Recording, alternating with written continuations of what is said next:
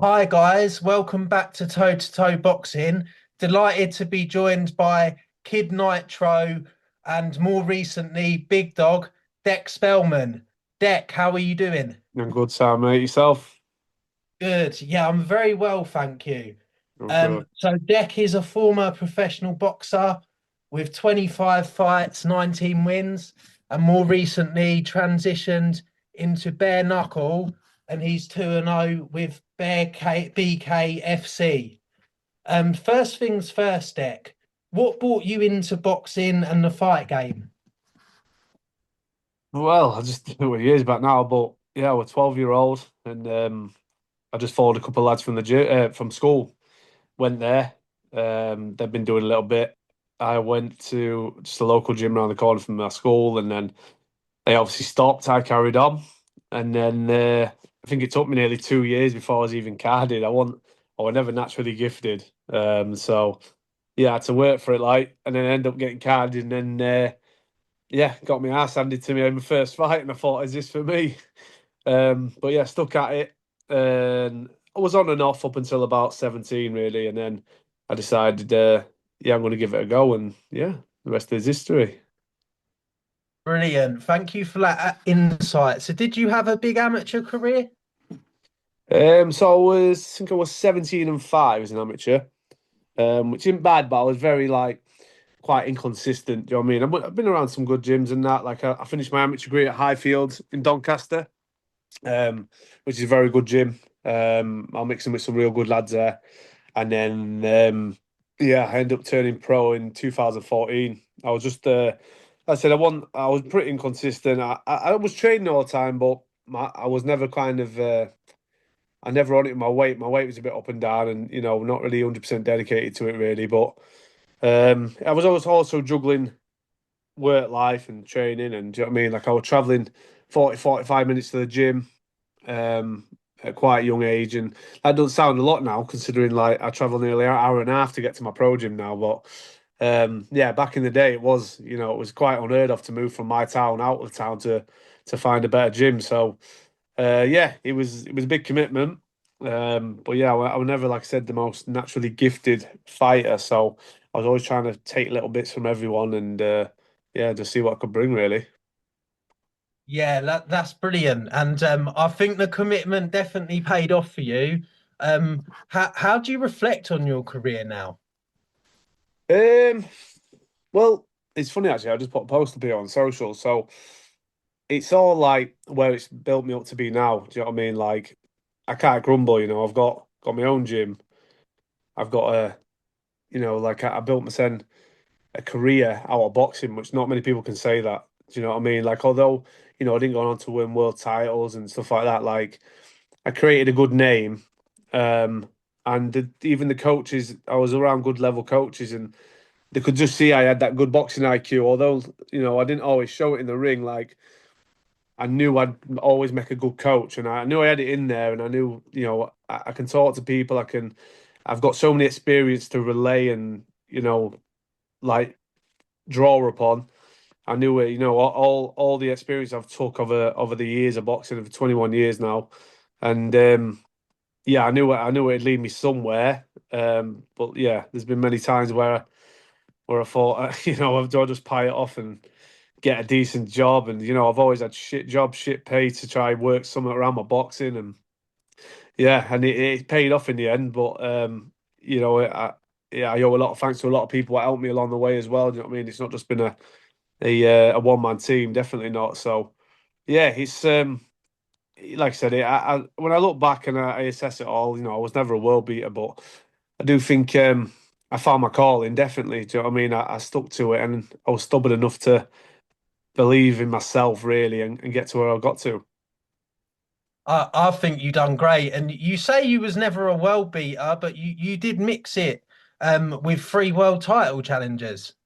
Yeah, I did, yeah. Yeah, and obviously the now European champion. Oh, no, I'm sorry, Brad Ray beat him. But wait, Brad Ray was European champion, wasn't he? Obviously, there was Shaq and Pitters as well, so he challenged for he won a British. Chance for European, and then obviously even Alice Ora went on to Yeah. challenge Jaya Patea, and Yeah, obviously the only loss after that was Scott Westgarth, bless him. So, I only lost in good company.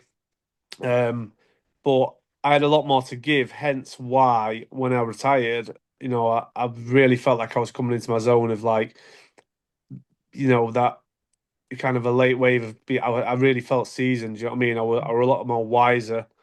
I only turned pro originally to earn a few quid and go on the road. I was going to be a journeyman. And my boy was being born, and again, I'd always had shit paid jobs around like trying to make my boxing work, and then yeah, I had a couple of knockouts, and next thing I was selling tickets, and it was never the plan originally. So to say that I mixed it with the likes of the fighters I have, it is an achievement. So yeah, It's brilliant. I think, yeah. So quite a few boxers. There's been a few stories where people have they've turned pro to become a journeyman, and then it's sort of like snowballed from there. yeah. I mean, for me, it was the Chris Nixon knockout. I think 2014. And like back then, viral clips weren't really a big thing, but I remember Hatton TV was covering one of the shows, just like just a little small old show, and I knocked out Chris Nixon, and I absolutely flatlined him, and it went viral. So after that, I went from selling like struggling to sell 40, 50 tickets to selling 130, 140 tickets, and I got more knockouts, and then obviously I got my Sky debut. I got a stoppage on there, and yeah, it just spiraled really. That's brilliant. And then in 2019, you captured the English title, defeating Kurt Garvey. I believe that was in your hometown. That must have been amazing. Yeah, I mean, again, Kurt Garvey. I was meant to fight Kurt Garvey on my debut. So again, I was meant to be on the road, and we turned him down because he was just too good. He was multi-time fucking multi-time ABA champion. He Tri Nations gold. He was a good, well decorated amateur, and yeah, we thought, oh, that's going to be a bit rough for my first one on the road. So we never took it, and then as it happened, we took the long road and ended up fighting for the English title, and yeah, smashed into bits. So you timed it well then. Yeah, Timing's must have. everything in boxing. It can That's be. it. Yeah, that's it. Because I had no doubt if I'd have fought him on my debut, he'd have absolutely minced me. That's fair enough. So, from your retirement in February 23, obviously you had a 2 year gap before your debut in BKFC. Was there anything you sort of missed the most in that time from not being a pro boxer? Yeah, there was a lot. There was a lot. I think I mean, again, I put a status about it on my socials once, and it's like when I was back training, you're like, sorry, when I had that bit of absence from the training, and it were like the stuff you hate to do, your routine, your morning runs, your late night runs, you're traveling all over for sparring, like everything you hate, you miss, and like. I imagine that I liken it to someone who's been in the army. They say once they come out and they've got everything's just foreign to them. Do you know what I mean? It's really hard to adapt, and it's very, very similar. You've gone from that's all you know to just nothing, and I was just like, yeah, I think Christmas just gone, so near enough a year to the day.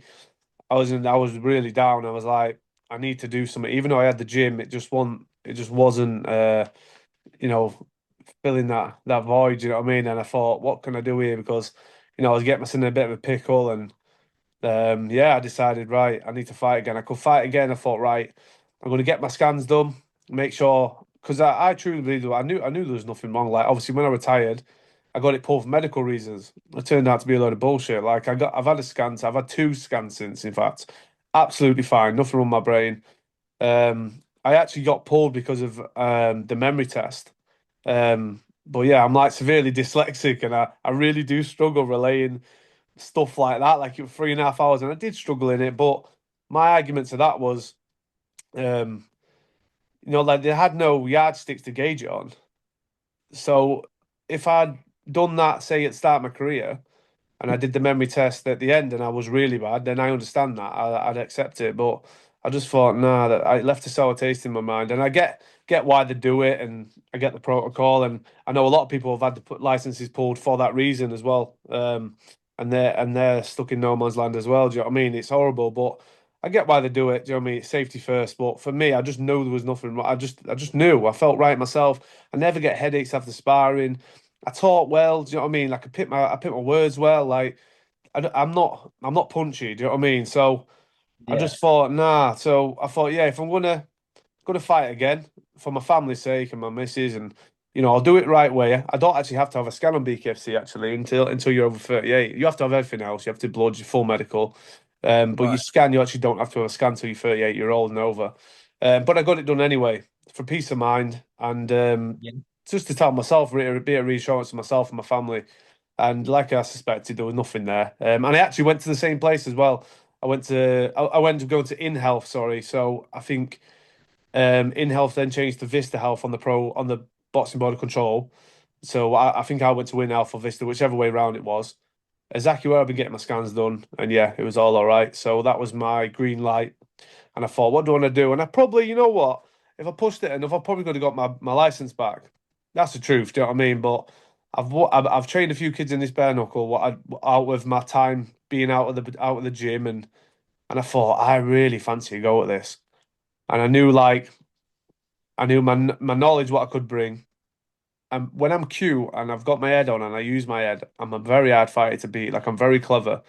I didn't always show it, but I've got it up here. Do you know what I mean? So when I put that into practice, I'll be very hard to beat. And I've shown that in my first two fights. Like people might say, "Oh, but the levels weren't there." Well, my debut was against somebody who had 80 MMA fights and four bare knuckle 2-2, and then I've just gone out and absolutely blitzed someone who's got a K1 background and not four out his four wins out, and only lost to a world title challenger and a British champion. So I'm taking kids out like that in style. Do you know what I mean? And I'll be honest, I ain't even got out of second gear. That's the truth. You know what I mean? I'm more dedicated than I've ever been. Like I've got a fight this Friday, little hybrid fight, 4 ounce gloves just to keep busy. And I'm actually point 0.5 underweight. So that's maybe not a good thing in a way, but for me, like I'm just really that tells me I'm really enjoying training. Everything's going easy, and I'm just enjoying life again. Do you know what I mean? I love it. I've got a spring to my step. I've got great people behind me. I've got better sponsors than I've ever had when I was boxing. Do you know what I mean? I've got great backing, and yeah, I'm just really enjoying the process now. That's brilliant. It sounds like it's all going well. And I think you're wise to obviously do everything you done sort of privately to just sort of get a little bit of closure for yourself. So yeah, I think it's brilliant. And leading on to that, then, do you have any aspirations and anything you want to achieve in bare knuckle? I want to win a world title. I truly believe I can win a world title. Now I wouldn't say that about the boxing because I wouldn't truly be. I'm not that level. I'm not that level. But I do believe what I can bring to the bare knuckle. I can go all the way in this. I'm telling you, like I truly believe that. I say that with confidence. Um, the level now is much higher, like compared to what it was 2 years ago. You know what I mean? You get some very good lads come over, lads from the UFC. Obviously, you can punch in the clinch, so the clinch work's very important. I'm learning that side to it as I go, which is great, and it adds a bit of variety to the training.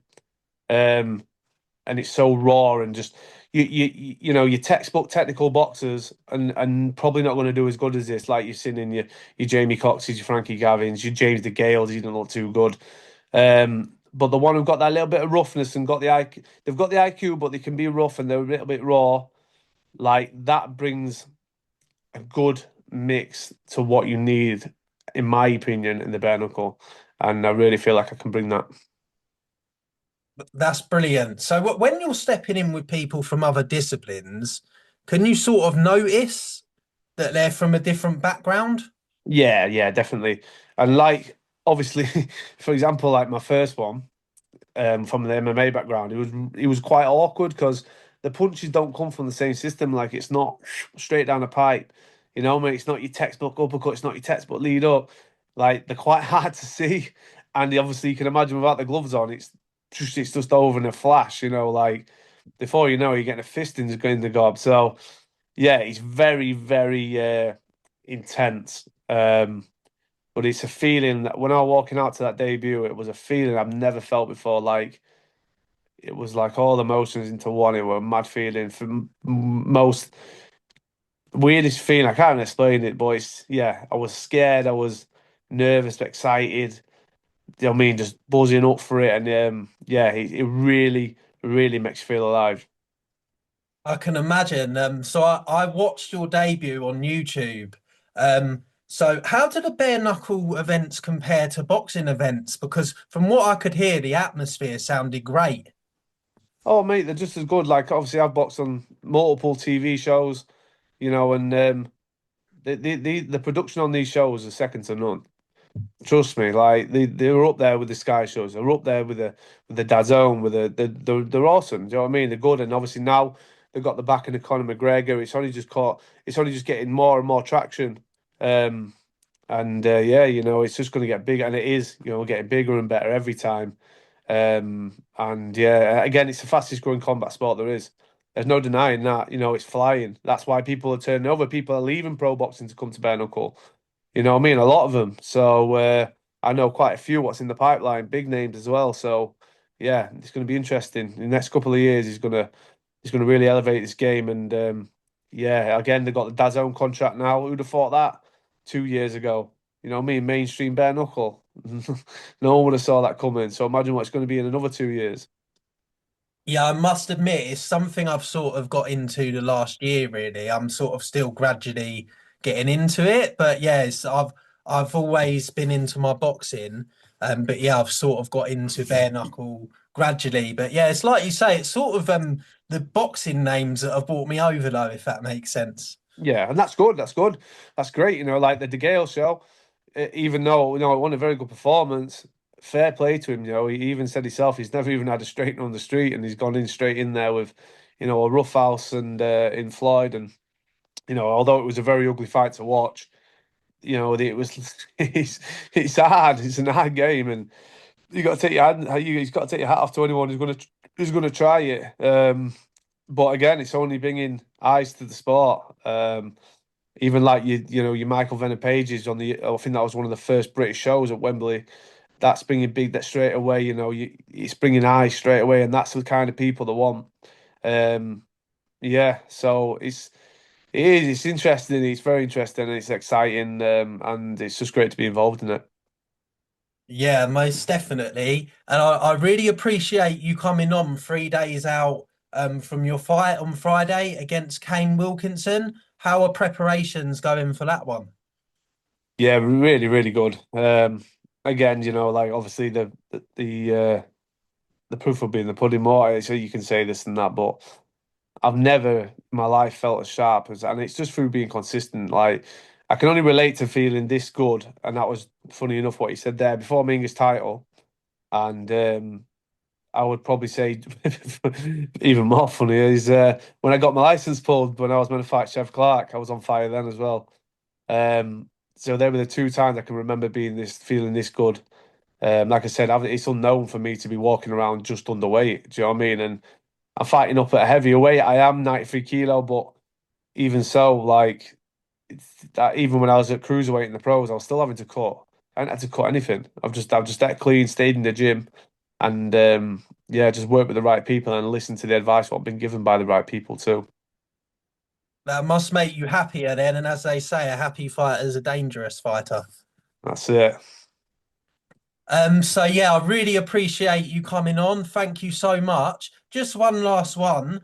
So what advice would you give any young fighters that are thinking of starting the sport? What is in the bare knuckle or boxing? Both. So if you're looking to get into bare knuckle, I'd advise you to get a trade first. And what I mean by that is learn a trade, like as in your boxing, either come from your Thai background, whatever, any martial arts, whatever, because you're going straight into the bare knuckle. There's very few what can just come off the street and have a pagger. You're going in against skilled, trained killers. It's different gravy. Like you think you can have a bang up on the street, it's different. Unless you're going to get matched up with somebody who's liking like that. Maybe on the lower shows, maybe on the lads what the not so big, and you can get matched accordingly. But when you're on these bigger shows, like you ain't getting looked after. You're on 50-50s and you're expected to say yeah to anybody that's going to fight. Yeah, there's no point in getting into bare knuckle if you're not going to answer that phone and say yeah to whoever they put in front of you. It's completely different. You know what I mean? You're guided different. You're expected a little bit different from you. You already got a short career in bare knuckle. A boxing, you're building a career. In bare knuckle, it's in there, and you're getting what you get given. You know what I mean? In regards to the boxing, I'd probably say similar. Um, but I would say build your foundations if you're thinking about going pro in all that. It can be, but it's an hard game. I know a lot of people turn from the amateurs and just get left on the sidelines and get stale and end up quitting boxing. Some of them will turn over quite young, quite fresh, 18-year-old, end up getting stopped in the third round by some heavy hitting foreigner who's come over and no one knew out about him. If you can't sell tickets, I won't even bother either unless you're going to go on the road. If you're going on the road, it's an hard game because journeymen are dying out. But makes British border control, not I don't know, but they're just making it hard work for them. You know what I mean? It used to be all these journeymen all over the shop, keeping the backbone of boxing. Now they're paying fortunes for foreigners to come over. Like my last, what was it? We got mad prices. My last six rounder as a pro, something like 4 or 5 grand for some foreigner to come in and do a six rounder. It's ridiculous. So the boxing game is struggling. It's not struggling at the top end. Them kids are flying, but the bottom end, from what I've heard of the grapevine, it's struggling, and it's a shame. It's a shame, and yeah. So I'd say to anybody looking at coming through, definitely do your homework. All sunshine and rainbows. That's great advice. Thank you for the insight on that one. But yeah, thank you so much, Dec. I really appreciate your time, and I wish you all the best for your fight on Friday. Ciao, mate. Top man.